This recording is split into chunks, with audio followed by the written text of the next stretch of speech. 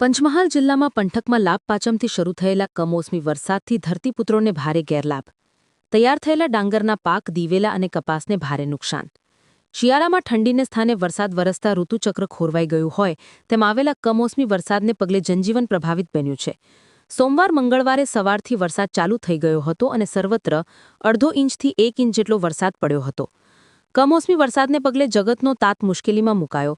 કમોસમી વરસાદને કારણે હાલ ખેતરોમાં ઊભો અને લણવા માટે તૈયાર થયેલા ડાંગરના પાક સહિત ગુવાર, કપાસ, રાયડો વગેરે પાકોને અને પશુઓ માટે રાખી મૂકેલ ઘાસચારામાં મોટા પાયે નુકસાન પહોંચાડે તેવા કમોસમી વરસાદથી ખેડૂતો ચિંતાતુર બન્યા.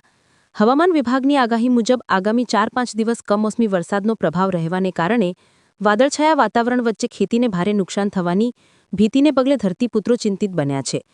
કાલોલ તાલુકાના પૂર્વ વિસ્તારમાં કરાડ કેનાલ પટ્ટીના એરાલથી રાબોડ સુધી અને પશ્ચિમ પટ્ટીમાં સણસોલીથી દેલોલ સુધીની સીમના 1.5 હેક્ટરમાં તૈયાર થયેલા ડાંગરના પાકને આ કમોસમી વરસાદથી ભારે નુકસાન થવાની દહેશત વર્તાઈ રહી